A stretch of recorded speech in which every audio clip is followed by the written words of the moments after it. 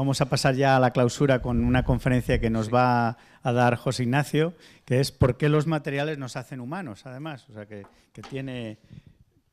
Bueno, pues buenos días, ahora me cambio el sombrero. Esto también estaba preparado antes del premio, o sea, que no...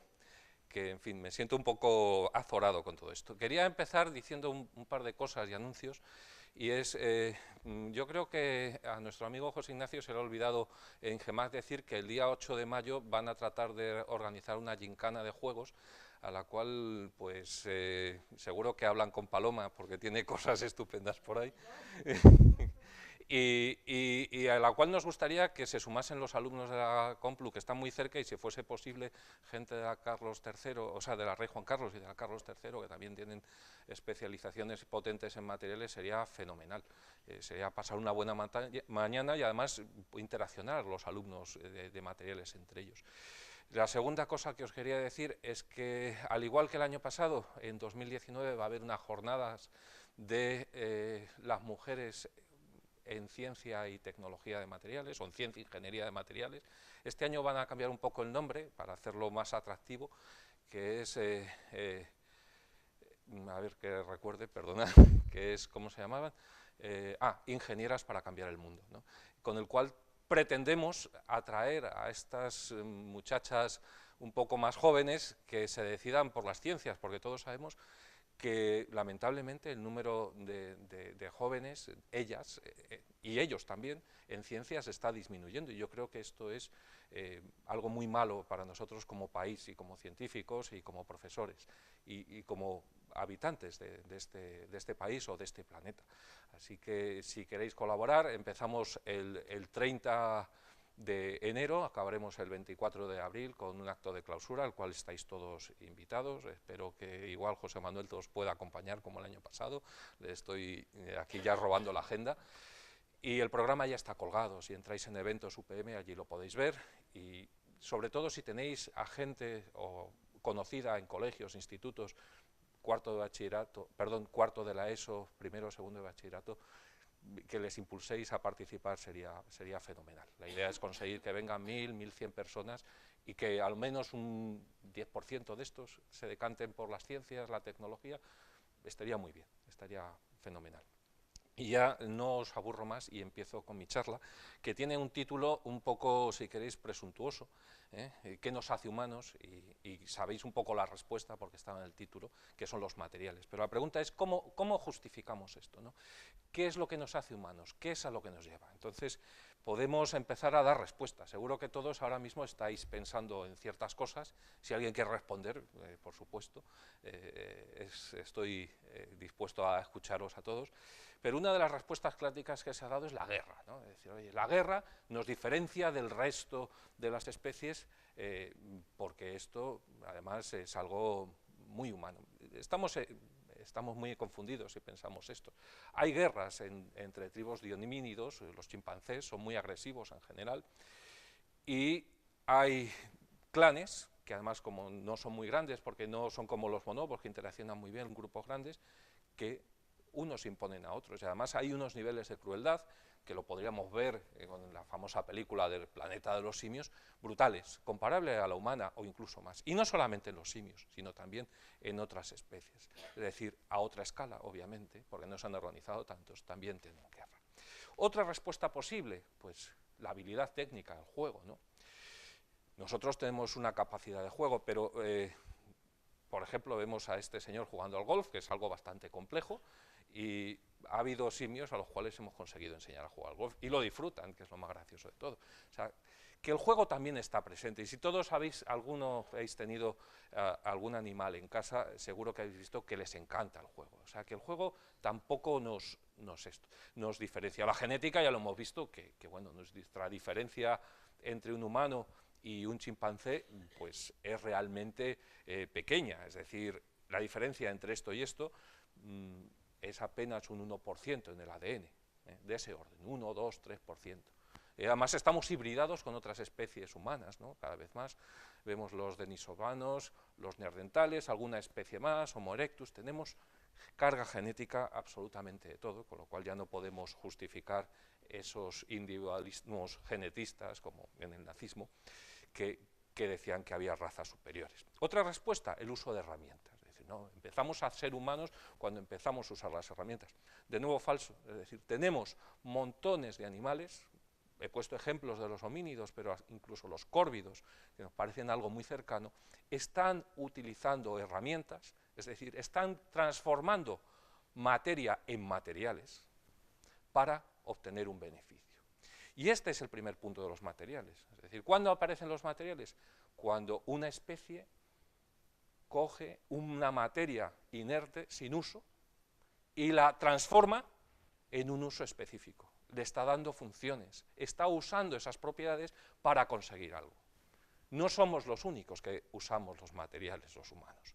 En el mundo animal tenemos un ejemplo tremendo. Las termitas son capaces de hacer construcciones inmensas con centenares de miles de individuos en los cuales se aíslan térmicamente del exterior y consiguen una temperatura óptima para su reproducción.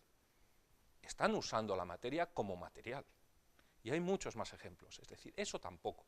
Bueno, pues vamos a las emociones y los sentimientos.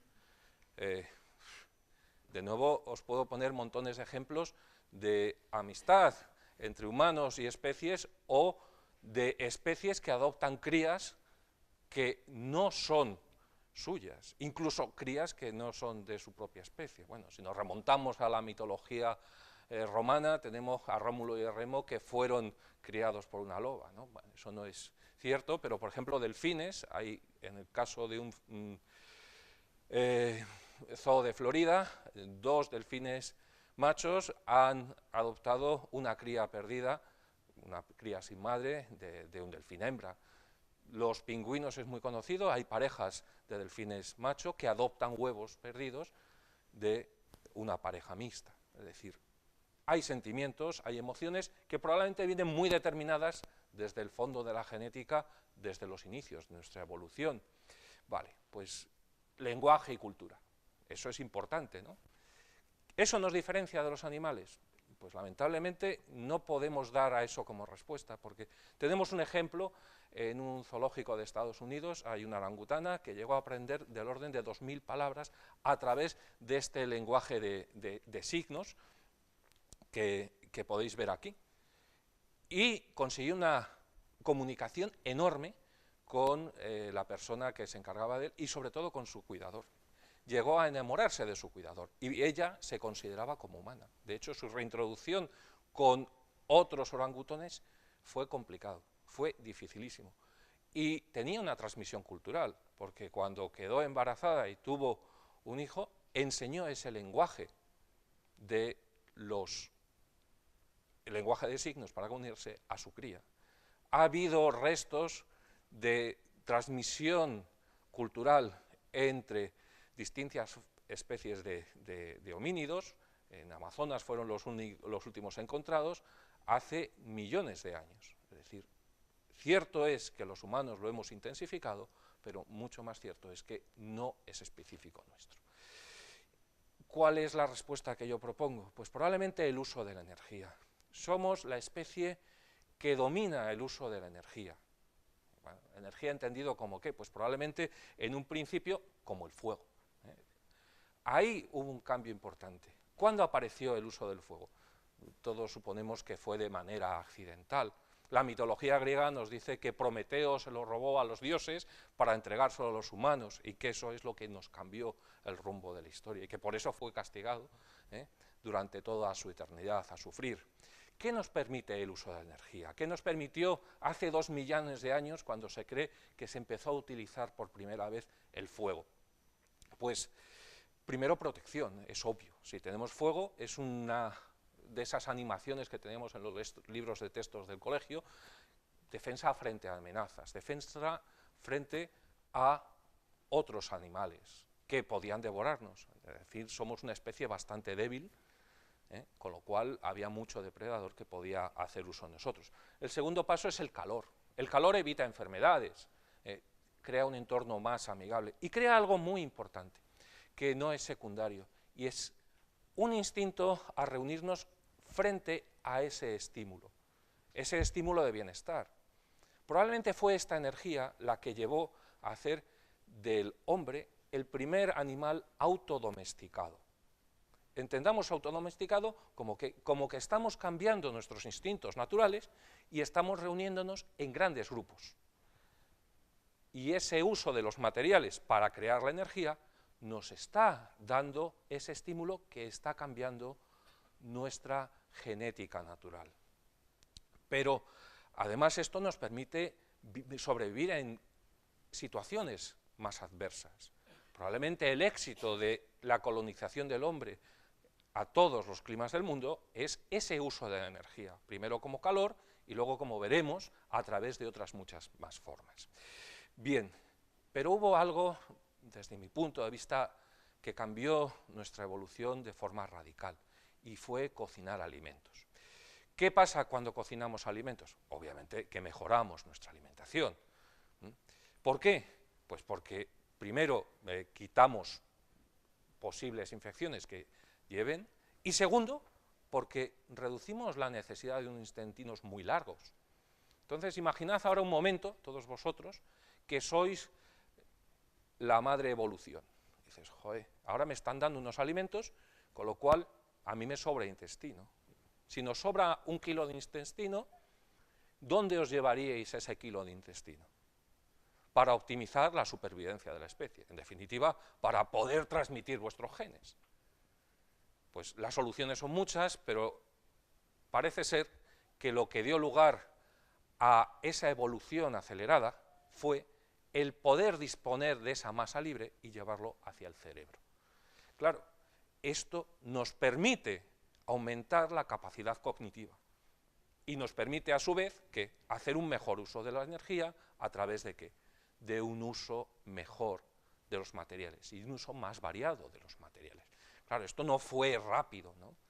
Porque al principio la energía se tomaba del fuego, de quemar madera.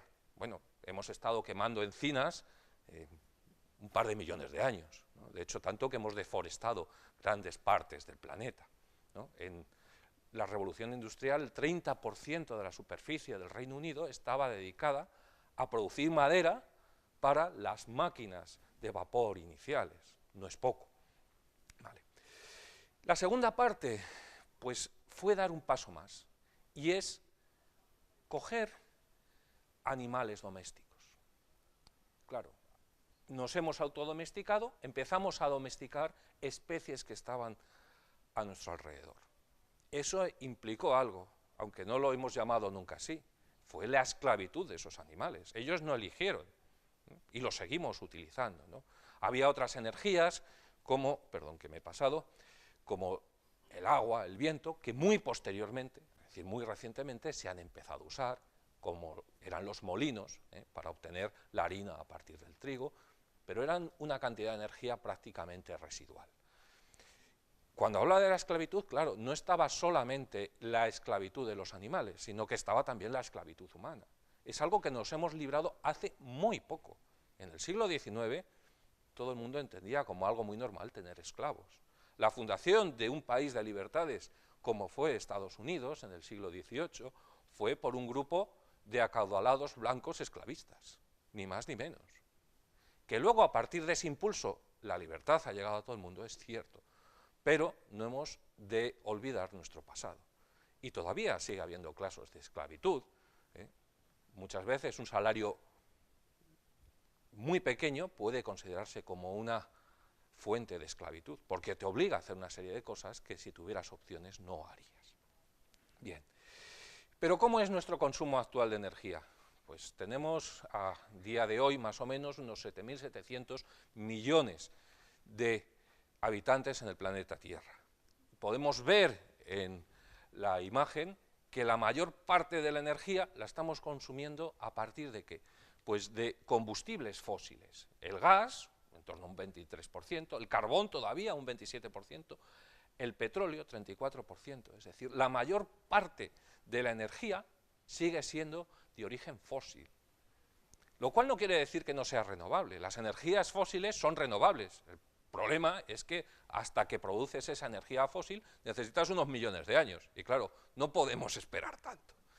Las que llamamos renovables hacen lo mismo, pero en un periodo de tiempo muy inferior, ¿no? De forma que podemos estar generando continuamente energía suficiente para la demanda que vamos teniendo.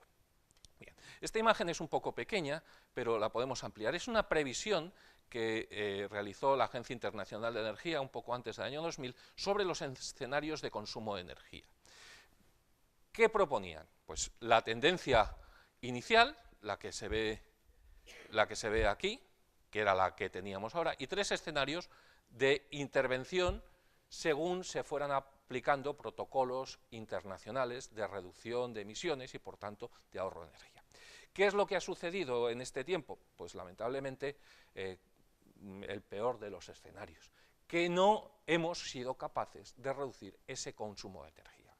La mayor reducción ha venido dada no por las medidas que se han tomado, sino por una crisis a escala global de todo el planeta, que ha limitado, en cierta medida, en esta zona, el consumo de energía, pero veis que ha sido un cambio respecto a la línea base bastante pequeño. Por otro lado, tenemos que los países emergentes, obviamente, ese crecimiento es mayor y no se lo podemos limitar, porque ya bastante hemos contaminado nosotros para decir, ahora no contaminas tú y no te desarrollas. Es una postura, obviamente, que éticamente no es asumible. ¿Qué escenario tenemos? Pues al paso que vamos, estamos actualmente, como veis ahí, en 18 teravatios, es decir, 18 por 10 elevado a 12, es decir, 18 billones de vatios de consumo anual, y es esperable que en unos 20 años hayamos más que duplicado esa demanda de energía. Una situación que parece catastrófica, ¿no? Es decir, pues ¿de dónde vamos a sacar tanta energía, ¿no? Bien, vamos a hacer una vuelta un momento hacia atrás, antes de ver de dónde sacamos tanta energía. Y la pregunta es, ¿determina el tipo y el uso de energía el sistema económico vigente? Pues de alguna manera sí. Fijaos que desde hace unos 10, 15.000 años que dejamos de ser cazadores, recolectores y pasamos a sociedades de agricultores y ganaderos, lo que hemos hecho es buscar esa forma de obtener la energía a través de los animales y a través de las propias personas. Básicamente, los molinos de viento y los molinos de agua es algo prácticamente residual. Nos hemos autoesclavizado. Donde había una pequeña élite que tenía unas condiciones mucho mejores, pero donde la mayor parte de la población empezó a vivir peor. De hecho, los estudios que se hacen de esqueletos de esa época, era mejor la salud de un cazador-recolector que de un agricultor ganadero. Es decir, ¿y por qué ha sido eso? Porque teníamos algo que estaba más allá de esas condiciones de vida, y es que teníamos energía para poder hacer otras cosas. Nos daba una garantía. Un agricultor podría saber cuándo iba a obtener el resultado de su esfuerzo. Un cazador, un recolector, no. Estaba al albur de lo que pasase. Obviamente también el agricultor, pero en mucha menor medida. Así que esa disponibilidad de energía no condicionó toda la estructura social, pues desde el Neolítico hasta prácticamente el siglo XVIII. ¿Qué pasó ahí? Que hubo una revolución industrial. Una revolución industrial donde empezamos a cambiar ese modelo esclavista por un modelo capitalista. ¿Y cuál fue el motor de esa revolución? Pues nunca mejor dicho, lo de motor. Las nuevas tecnologías que nos permitían generar energía de otra forma. ¿Y qué permitió diseñar esos nuevos motores diésel, esos nuevos motores de vapor, esos nuevos motores de ciclo de Otto, o los eléctricos, que quedaron un poco olvidados, pero que ahora estamos volviendo a ellos? El uso de nuevos materiales. Como decía Juan hace un rato, el acero cambió el mundo. El dominio de esos materiales hizo que la estructura económica cambiase radicalmente. ¿Por qué? Porque se distribuyó una mayor cantidad de riqueza. Y cambiamos de ese modelo feudal, esclavista, como queréis llamar, pero que más o menos es lo mismo, a un modelo más igualitario. Porque había más para todos. ¿Y qué es lo que había más? Energía. Y no olvidemos, esa energía fue posible gracias a los materiales. La pregunta ahora es, ¿hay suficiente energía? Y muchos podría tener dudas, ¿no? Es decir, bueno, es que esta distribución de energía se está acabando el gas, se está acabando el petróleo, podemos ver aquí que, bueno, pues en torno al 2100 ya nos quedará poco. No, tenemos mucha energía. Empezando por el carbón. Si decidiésemos consumir solo carbón, tenemos carbón del orden de 500, 1000 años para sobrevivir con el consumo esperado en los próximos 40, 50 años. Además tenemos mucha energía solar que no estamos usando. Cada metro cuadrado recibimos 1 kilovatio diario, más o menos en promedio. Es decir, hay suficiente energía. Alguno mirará con cara de incrédulo diciendo, en serio, sí, en serio. No, el problema no es la energía. Entonces, ¿cuál es el problema? Pues el principal problema de todo esto es qué efectos secundarios tiene nuestro uso de la energía. Claro, podemos comparar estas dos imágenes, ¿no?, de un glaciar en 1928 y en 2004. Probablemente ahora estaría peor. La imagen es desoladora. Estamos cambiando, mediante ese uso de los materiales de energía, la ecología global del planeta. Claro, no somos conscientes de que empezamos ese cambio en el siglo XVIII, porque era inasumible predecir todas esas cosas. Vistos desde ahora, sí. Oye, es que empezamos a tener muchas emisiones, es que quemar carbón es malísimo, ¿vale? Pero en su momento no se sabía. Y lo que se quería es transformar el mundo, y se consiguió, ¿vale? Esta diapositiva seguramente la habéis visto más de una vez, yo la uso muchas veces, pero yo creo que es muy representativa, sobre todo para enseñar a los que están lejos de nuestro mundo, cómo se imbrican muy fundamentalmente el bienestar humano, el desarrollo de la población humana, el desarrollo de nuestras sociedades, los materiales y la tecnología. Fijaos que estas curvas exponenciales están directamente ligadas, y de pasar de unos centenares de miles de humanos, Homo sapiens, en el mundo, hemos llegado a tener, bueno, esto acaba en el año 2000, a tener en la actualidad casi 8.000 millones. Ha habido puntos clave: el inicio del uso de energía, el invento del arado, que no fue menor, posible gracias a nuevos materiales, la revolución industrial. Esta aceleración que tenemos a partir de la revolución industrial va ligada al desarrollo tecnológico, y el desarrollo tecnológico, esas ideas que surgían en mentes brillantes, fue posible gracias a otras mentes brillantes que desarrollaban los materiales que sustentaban esas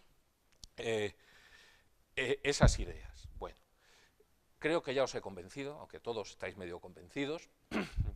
La pregunta es, ¿qué podemos hacer, ¿no? Obviamente, podemos decir, vale, consumimos menos, pero ¿cuál es el problema? Que obviamente nadie quiere ir al mundo de las cavernas, o dicho de otra forma, nadie quiere volver a la situación que teníamos en España hace 50 o 60 años, ¿no?, donde no había agua caliente en las casas, donde no había calefacción, donde apenas había transporte público. Obviamente eso no es asumible. Todos queremos tener un nivel de bienestar como el de ahora, o mejor, si es posible. Y es lícito tener eso. Lo que no es lícito es no pensar en las consecuencias. Obviamente tampoco podemos exterminar al 90% de la población mundial, que sería otra solución. Es mucho menos lícito. Aunque hay algunos sitios donde están pensando en esto, pero bueno, vamos a no mencionarlos. Obviamente casi nadie, o por no decir que nadie, está dispuesto a vivir peor, porque incluso todos los movimientos ecologistas parten de la idea de sustituir la situación actual por otro, nominalmente más ecológico, pero que reemplace al actual. El impacto al final, si uno hace las cuentas, termina siendo igual o mayor. O sea que hay que tener cuidado con estos nombres sobreañadidos ecos a las cosas, ¿no? Tampoco podemos limitar el crecimiento de los países más pobres, como se hizo durante todo el periodo de la colonización europea a prácticamente todo el mundo, ¿no? Los países pobres no pueden seguir siendo minas y manos de obra de los países más desarrollados. Tenemos que ir hacia un mundo de mayor igualdad, porque eso nos beneficiará a todos. Vale, pues habrá que consumir mejor y probablemente de una forma diferente. ¿Cómo? Pues una posibilidad es reducir las pérdidas de energía. Todos sabemos que hay una cosa que se llama efecto Joule. Este efecto Joule hace que cuando hay una corriente eléctrica disipemos una cantidad importante de energía por el calor. Es decir, desde la central que produce la energía eléctrica en nuestras casas, hemos perdido entre el 30 y el 40% de la energía producida. Solo con cambiar ese punto estaríamos teniendo un 30-40% más de energía, o dicho de otra forma, menos de emisiones, porque no lo consumiríamos, al menos de momento. Otra forma, mejorar el rendimiento. Si pensamos en los coches que utilizamos para desplazarnos, ¿cuál es el rendimiento efectivo? Cuando yo meto 100 euros en el depósito de gasolina, ¿cuántos de estos llegan a las ruedas? Pues dependiendo si el coche es muy nuevo o es más viejo, entre 15 y 20 euros. Es decir, estamos tirando 80 y tantos euros al aire. Somos tontos, ¿no? Un poco al menos, porque no estamos consumiendo bien. Otra opción, pensar en nuevas fuentes de energía, ir más allá de lo tradicional, que ha sido quemar cosas. Fijaos que hemos estado quemando madera, quemando carbón, quemando gas, quemando petróleo, es decir, recursos normalmente no renovables, salvo la madera, pero el tiempo de crecimiento de un árbol, como todos sabemos, es bastante largo.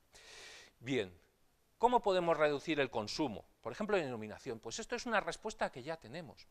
Fijaos esta imagen que tenemos aquí de la Tierra, Estados Unidos, la costa este, sobre todo, la oeste menos, estamos lanzando una cantidad de luz al espacio brutal. Somos como un faro en medio de este pequeño microcosmos que es el sistema solar. Estamos perdiendo mucho, pero perdíamos mucho más hace unos pocos años cuando teníamos esas lámparas incandescentes. Todos las recordáis que no te podías ni acercar. Yo me acuerdo cuando llegaban los exámenes de junio y había que estudiar, y estabas con el flexo y eso era horroroso, porque te entraban sudores solamente de ver el flexo, pero hacía falta el flexo. Y te ponías una bombilla de 80 o de 100 vatios, depende de la luz que necesitase cada uno, y no había manera. O sea, en invierno estaba muy bien, porque ponías las manitas ahí cuando estabas de madrugada estudiando y te daba un poco de calorcillo, pero en verano no había quien se acercase ahí, daban ganas simplemente, solo por eso, de no estudiar. Pero bueno, a pesar de eso, seguimos haciéndolo. ¿Qué ha pasado en los últimos años? Esto ha sido una revolución que está soterrada. Ya es hasta imposible comprar esas lámparas, están prohibidas. En 10 años hemos hecho una transición energética de la iluminación de baja eficiencia, por resistencias a muy alta temperatura, esas resistencias de wolframio, a luces LED. Se llevaban buscando del orden de 50 años. El problema eran los LED azules, que nadie los conseguía. Ahora tenemos una luz blanca maravillosa. Y sobre todo el consumo. Hemos pasado de una bombilla de 50 vatios a una de 5. Y la cosa sigue mejorando. Ya cuando vais a comprar bombillas, todos pedís una de LED, porque además casi no da calor. Y además es que la luz tiene una calidad estupenda. Y sobre los fluorescentes que tenemos aquí no digamos. Los fluorescentes están palpitando, unos los vemos, otros no los veis, pero están constantemente palpitando. Y si estuvieseis filmando con nuestros amigos del GAT de aquí, diríais, joder, es que son muy malos para filmar, porque se ven más esas palpitaciones. Es decir, la ciencia de materiales nos ha dado una respuesta al problema. No es futuro, eso es presente, es hoy. La tecnología nos ha permitido reducir por 10 el consumo en iluminación. Claro, sería mejor que además no lanzásemos fotones al espacio, pero bueno, eso será el siguiente paso. Tenemos las nuevas iluminaciones láser, que podéis ver aquí, ya se están incorporando en algunos coches, que optimizarán todavía más y permitirán iluminar tramos de carretera enormes. Eso es eficiencia, pero también seguridad. Estamos mejorando en todo. Bien, ¿qué más retos tenemos? Por ejemplo, el reto de reducir esas pérdidas de energía en el transporte de la energía, de la electricidad, energía eléctrica. Bueno, ¿cuál es el problema? Transportar esos combustibles fósiles es caro y complicado. Hay que hacer un gasoducto, un oleoducto, poner un barco enorme lleno de petróleo o de gas licuado, que además si se te parte en medio del océano, pues tenemos un problema serio, pero si se te parte enfrente de unas costas, como ocurrió hace unos años en Galicia, es un desastre tremendo. y por más que tratemos de evitarlo, es casi imposible evitar esas situaciones, ¿vale? Por otro lado, tenemos un problema serio, y es que no sabemos almacenar bien la energía eléctrica. No tenéis más que fijaros en vuestros dispositivos móviles, en los portátiles. La capacidad de carga es pequeña, hay que estar recargando constantemente. Hemos mejorado mucho en los últimos años. De hecho, los móviles ahora consumen una cantidad de energía mucho mayor que antes, porque tienen pantallas infinitas que nos dicen, ¿no?, que no se pierde. Claro, haría falta una energía infinita si de verdad fuesen infinitas las pantallas. Pero aún así, almacenamos muy mal la energía eléctrica. No sabemos hacerlo bien, ¿vale? Y tenemos ese 30-40% de energía eléctrica que se pierde en el transporte. ¿Qué podemos hacer, no? Pues obviamente la idea es simple. Oye, pues produzcamos materiales sin resistencia eléctrica y además que puedan almacenar una cantidad de energía enorme en poco espacio. Claro, eso sería una solución estupenda. La respuesta, desde la ciencia de materiales, podría ser los superconductores de alta temperatura crítica, ¿no? Superconductor no es que conduzca muy bien, sino todo lo contrario, que es que no tiene ninguna resistencia, ¿eh? La resistencia es cero, con lo cual eliminamos esas pérdidas. Además nos permitiría otras muchas cosas. ¿Por qué no lo hacemos? Porque es muy complicado.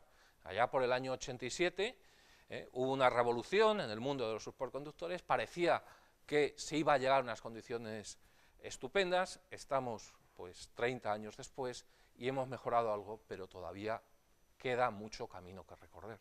Pero ahora, por ejemplo, con el grafeno y esas propiedades de conducción balística, se abren nuevas vías, se abren nuevas puertas. Probablemente la ciencia de materiales, en no muchos años, tenga la respuesta a esto, ¿no? Porque, por otro lado, fijaos en la fricción. La fricción es un problema enorme y muchas veces lo olvidamos. Ahí estamos perdiendo mucho. Si tuviésemos cojinetes magnéticos levitantes con superconductores, estaríamos evitando mucha de esa fricción, ¿no? Es decir, otra opción sería buscar nuevos lubricantes, nuevos materiales que reduzcan eso, nuevos materiales que además sean más ligeros, ¿no?, que reduzcamos ese gasto. Bueno, además, si supiésemos levitar bien las cosas, todos habéis visto estos trenes magnéticos, a bajo coste, pues podríamos conseguir mejoras tremendas en el transporte. La idea que veis que está ahora con, ay, se me ha ido del nombre, las cápsulas estas que se meten en un tubo y van flotando, la idea es que van flotando, por aire, pero van flotando, y se hace vacío para reducir esa resistencia. Los nuevos coches que tienen ese start and stop, ese arranque rápido, lo que llevan son nuevos materiales, nuevos superconductores que son capaces de dar mucha energía en poco tiempo. Es decir, estamos mejorando. Ese futuro ya lo tenemos aquí gracias a los materiales. Bien.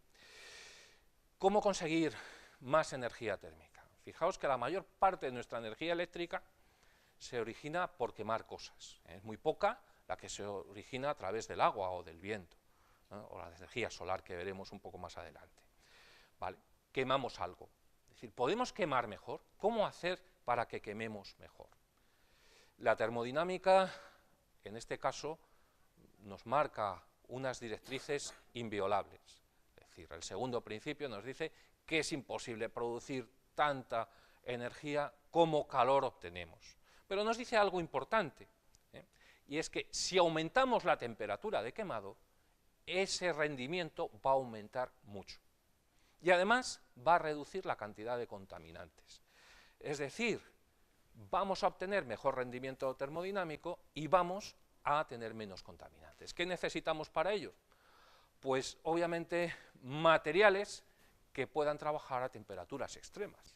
Si el motor de nuestro coche, en vez de trabajar a 400 grados, pudiese trabajar a 1200, probablemente el rendimiento que estuviésemos obteniendo sería el doble. Lógicamente tenemos límites termodinámicos que no podemos superar, pero todavía no estamos muy lejos de ellos. Los materiales tienen mucho juego también en este campo. Más cosas que podemos hacer, nuevas fuentes de energía, ¿no? La energía solar, la energía térmica. cuando nosotros vemos esos paneles orientados todos hacia un punto, lo que estamos haciendo es coger toda esta energía solar que llega a estos espejos y concentrarlos aquí. Claro, ¿podríamos concentrar más? Sí. ¿Cuál es el problema? Pues de nuevo lo mismo. La temperatura máxima que podemos tener aquí. ¿Está limitada por qué? La respuesta vuelven a ser los materiales. Si pudiésemos tener materiales que trabajan a más temperatura, obtendríamos, lógicamente, mejores rendimientos. Lo mismo nos sucede cuando tenemos nuestras células solares. Las células solares se vieron en su inicio como una gran posibilidad de obtener una energía ilimitada. ¿Cuál es el principal problema que tenemos todavía con las energías solares? Su bajo rendimiento. En la primera generación estaban en un 5%, ahora las comerciales deben andar entre un 15% más o menos, pero claro, eso está muy lejos del 100%, porque además las células solares tienen una ventaja, y es que no están sometidas al ciclo termodinámico. En principio, podríamos transformar el 100% de nuestra energía en forma de fotones en energía en forma de electrones, y llevarlo a nuestro caso. O al menos unos porcentajes mucho mayores, pero todavía ignoramos cómo hacerlo bien. ¿Vale? La energía de fusión, llevamos del orden de 50 a 60 años hablando de la energía del Sol en la Tierra. Y probablemente nos queden otros 50, 60 años hasta que podamos conseguirlo de forma tecnológicamente accesible para todos.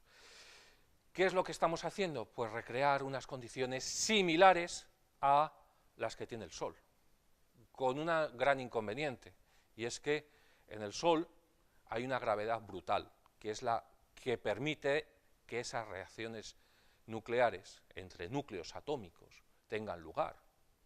En la Tierra la gravedad es limitada, obviamente, porque si no nos aplastaría, y lo que tenemos que jugar son con otros parámetros, como la temperatura. Obviamente aquí nos aparece un caso extremo. Tenemos mucha temperatura, tenemos radiación, tenemos situaciones críticas. Los materiales vuelven a ser la respuesta para conseguir este Sol en la Tierra. Es decir, nuevos materiales implican nuevas posibilidades, ¿vale?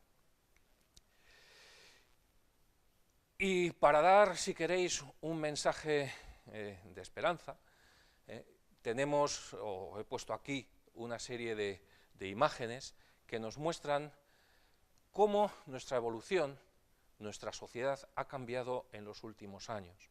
Aunque parezca que vivimos en un mundo inmerso en luchas, un mundo inmerso en guerras, esto no es así. Si miramos solamente los últimos 70 años, podemos ver el número de muertos en guerras en el mundo por cada 100.000 personas al final de la Guerra Mundial, y los podemos ver en estos datos que tengo aquí, en 2013. Casi es residual. Sigue habiendo guerras, sí, pero su impacto en la población mundial es cada vez menor. ¿Por qué? Porque estamos creando más energía y, de alguna forma, estamos logrando ser ricos desde que nacemos. Fijaos aquí cómo la pobreza extrema se ha ido reduciendo de una forma abismal.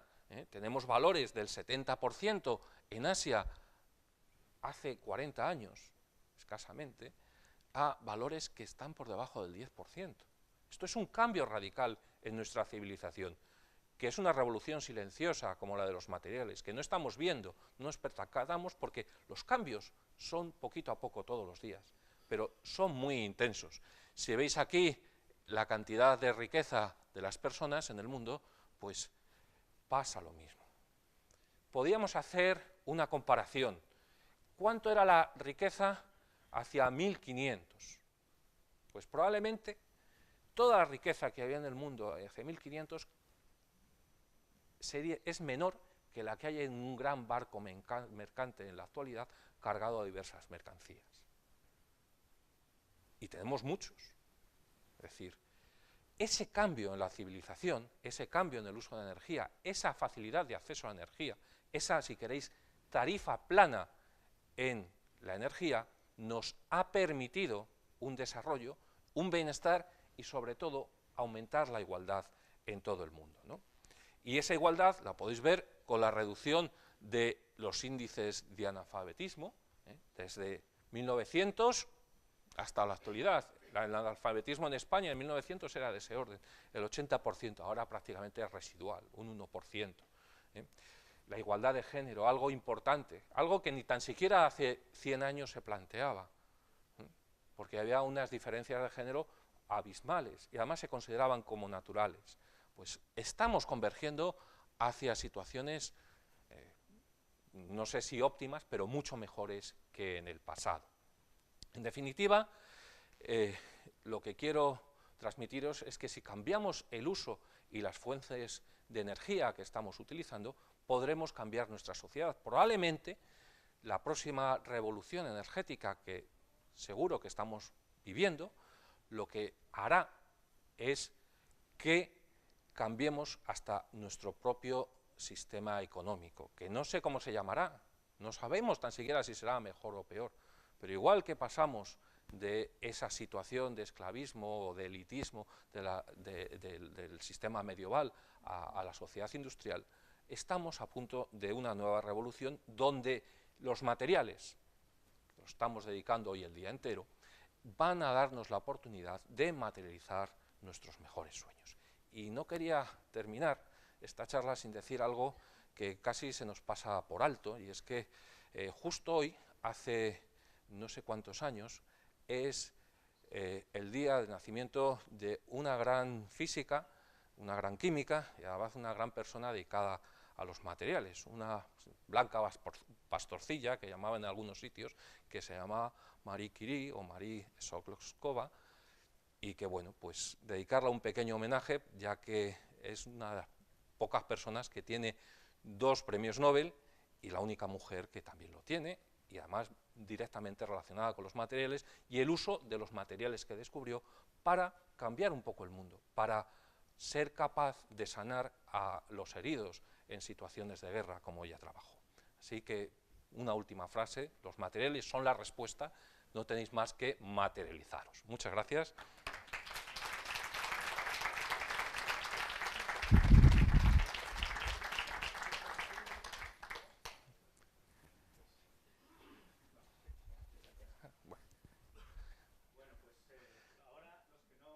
Conocíais a José Ignacio, sabréis por qué se le ha dado el premio a la difusión, ¿no?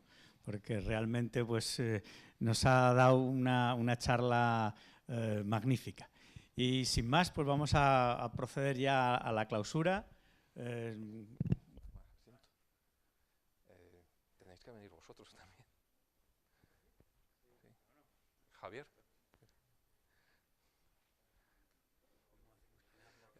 Pues no lo sé. Sí, hay un problema de protocolo. Lo dejamos al vicerrector. El centro. No sé si os conocéis. Javier Jiménez Eupen es el vicerrector de la universidad, el presidente. Yo creo que deberías ponerte al lado de José María, dejar aquí a Paloma, que es la presidenta. Sí, también estaba previsto que estuvieses. Ay, no, pues yo creo que te lo había dicho Ana, si estás anunciada además. Eso suena muy mal. Eso suena como lo de las Es que te han mandado lo del 24 de abril. Sí, a mí también. Así que estamos improvisando un poco. Es el vicerrector. Buenos días o buenas tardes a todos. Vamos a proceder con el acto de clausura de esta jornada con motivo del Día Mundial de los Materiales. Empiezo de izquierda a derecha, querido José Ignacio. Enhorabuena por el premio, que no he podido venir en el momento que te hacían la entrega. Tengo que disculpar al rector, pero es que el miércoles es el día que tenemos reunión de equipo. Están todos reunidos, yo me he escapado 10 minutos, pero disculpo al rector. Querida Paloma, presidenta de la Sociedad de Materiales, no. Federación Europea de Sociedades de Materiales, perdonad, pero me han dado mal el protocolo. Querido José Manuel, director general de Universidades de la Consejería de Educación e Investigación de la Comunidad de Madrid. Y perdona, pero como no te tengo puesto y nos acaban de presentar. Juan de Mairena. Juan de Morenea. Él es el presidente de la sociedad. Presidente de la sociedad. José Ignacio, haz tú los honores porque yo no tengo aquí ni orden de intervención ni nada. Ha habido un pequeño fallo. Un pequeño error y nos hemos adelantado 4 meses o 6 meses en el protocolo, y tenemos el protocolo del 24 de mayo, no, de abril, y hoy es 7 de noviembre. Bueno, en cualquier caso, yo ya he hablado bastante.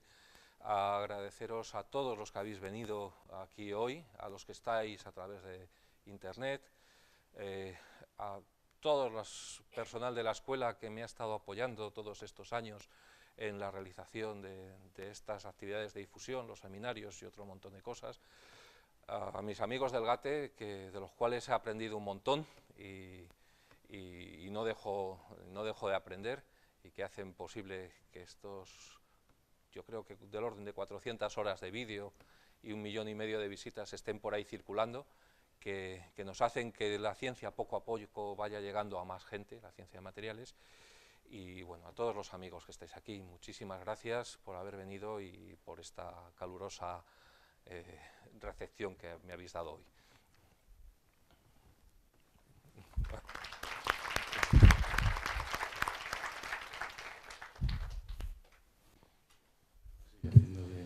Bueno, sí. Juan, presidente de la Sociedad Española de Materiales. Bueno, pues vicerrector, José Manuel, Paloma, José Ignacio, amigas, amigos. Bueno, pues en nombre de la Sociedad Española de Materiales, simplemente primero agradeceros el que hayáis venido, agradecer a esta escuela el que nos haya acogido. Yo debo decir que no es una parte decisiva, pero una parte que influyó mucho en que yo finalmente me decantara por esto fue que tuve la oportunidad de oír en una conferencia a un ingeniero de caminos, profesor de esta escuela durante muchos años, que se llamaba Manuel Elices. Y Manuel era un hombre que era un apasionado de los materiales. Entonces, yo me acuerdo que fui a una charla, pues esta que te mandan en la facultad y tienes que ir a ver, y estás, pues como que no quieres ir, ¿no? Pero que fuiste.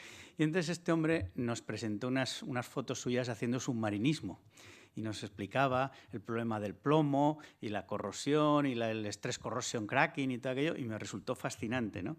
Y bueno, pues aquello me interesó y bueno, pues la idea esta de difundir la ciencia, de que no quede atrapada, como decíamos antes, entre las 4 paredes del laboratorio, que la gente vea que los materiales son cosas importantes, pues tuvo su impacto en mí, que me hizo que también me entregara esto, ¿no? José Manuel lo ha dicho claramente, si no somos capaces de transmitir la importancia de lo que hacemos desde la ciencia básica, desde la ingeniería de materiales a la sociedad, tenemos perdida la batalla por cosas muy importantes que hagamos, porque cuando hay que tomar decisiones estratégicas en cuestiones económicas, si la ciencia no está presente, la ciencia no cuenta, lo que no está no existe. Y por esta razón, pues desde Sociemat hemos organizado este Día Mundial de los Materiales, un Día Mundial que tiene la continuación, es como estas bodas que tiene muchas réplicas. El día 15 estaremos en Ciudad Real, en la Escuela de Ingeniería de Ciudad Real, también presentando con los alumnos y alumnas de aquella escuela lo que ellos están haciendo allí. Y el día 28, con la Universidad Politécnica de Mondragón, en el campus que tienen en Bilbao, vamos a celebrar junto con autoridades europeas una sesión dedicada a los materiales en un tema que tiene que ver con lo que ha presentado José Manuel, que es el tema de la energía. Así que yo os animo a que sigáis todos en contacto con las sociedades distintas, sociedades que tenemos de trabajo en materiales, en especial con Sociemat, y muchas gracias por vuestra presencia.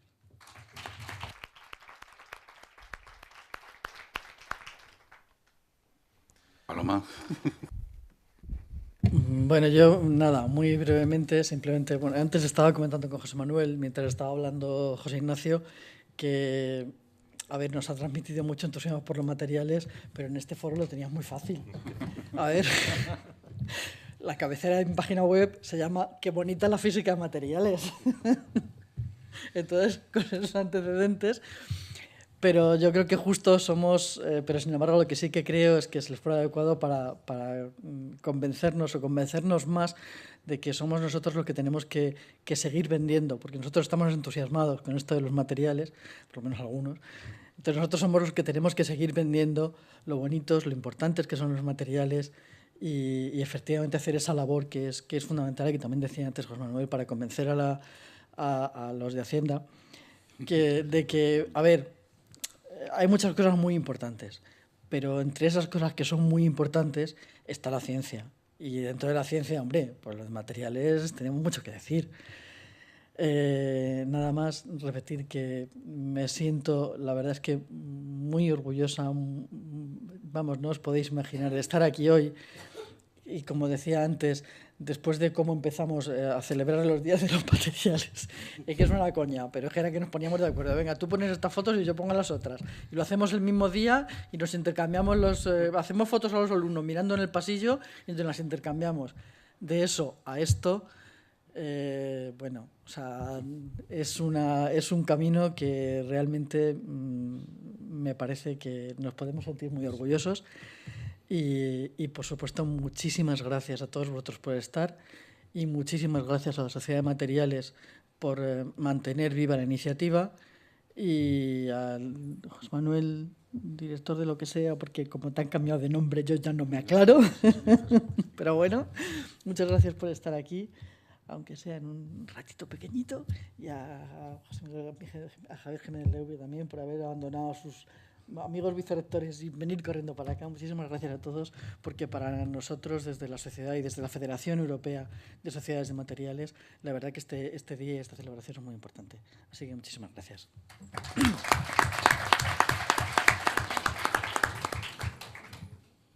José Manuel, muy poca cosa. Después de todo lo que he hablado antes, yo creo que ya...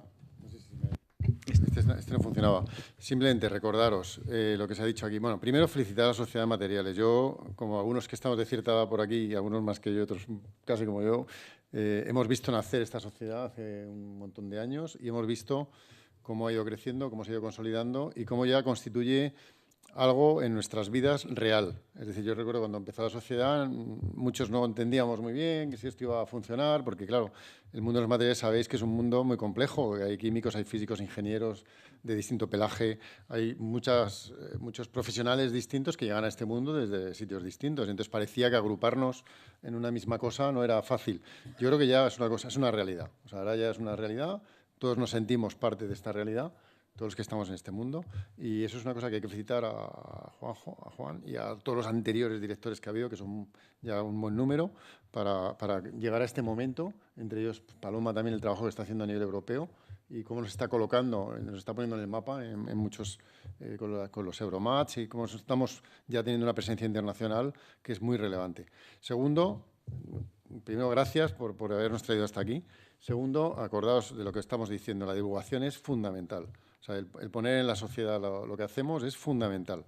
Es fundamental para nuestro futuro como científicos. Entonces, yo creo que eso es un tema que nadie debe olvidar, que es muy importante lo que se hace en los laboratorios, pero si eso no llega a la sociedad, es como si no se hiciera. O sea, la verdad, porque no va a haber, al final tendremos menos fondos, menos recursos, menos potencial. Entonces, hay que hacer llegar a la sociedad todo lo que se hace. Y luego, pues, gracias también a la Universidad Politécnica por acogernos y acoger este acto y nada más. Gracias a todos y seguimos viéndonos.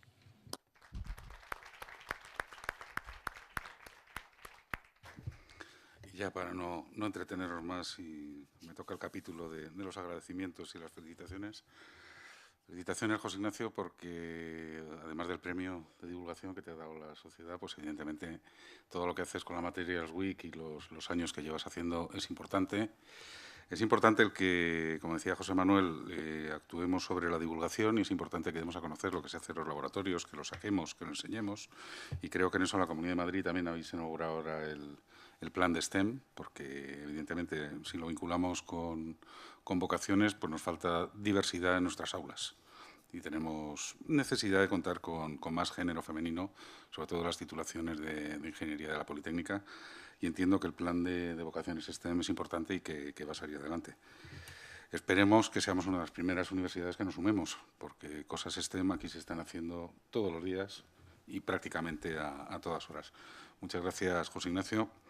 Muchas gracias, Paloma, porque yo creo que te conocí cuando estaba en la Comunidad de Madrid, en una etapa anterior de mi vida, y empezamos a ver cómo llevábamos los temas de materiales a la formación del profesorado en ese momento, y había una implicación muy clara de la Sociedad Española de Materiales para trasladar ese conocimiento también a la formación del profesorado de secundaria, que pueden actuar luego a su vez como vectores para generar mayor interés entre los estudiantes, y creo que es una tarea que en tu época en la Sociedad y ahora desde Europa lo estás haciendo y lo estáis haciendo muy bien. Muchas gracias a la Sociedad Española de Materiales por organizar esto, que realmente yo creo que es un poco atípico, porque tampoco es tan habitual que nos juntemos tantas instituciones en una misma mesa y que hablemos sin ningún tipo de problema, y que es importante también seguir con este tipo de eventos. Y en nombre de nuestra universidad, de la Universidad Politécnica, pues agradeceros a todos los que estáis aquí. Feliz Día de los Materiales. Evidentemente es uno de los campos con mayor capacidad de desarrollo en los próximos años y que cada vez tenía ya, pero tiene ahora mismo, por cosas que he oído ya también de tu charla, José Ignacio, pues todos los temas de acumulación de energía, todos los temas de nuevas fuentes, todos los temas de materiales resistentes. Hay un montón que están intrincados no solo en esta Escuela de Caminos, sino en todas nuestras escuelas. Yo cuando era pequeño en Teleco pues también me tocó jugar con los materiales y también hacía cosas de estas. Muchas gracias a todos y enhorabuena por esta jornada y feliz Día de los Materiales. Ahora a materializarse.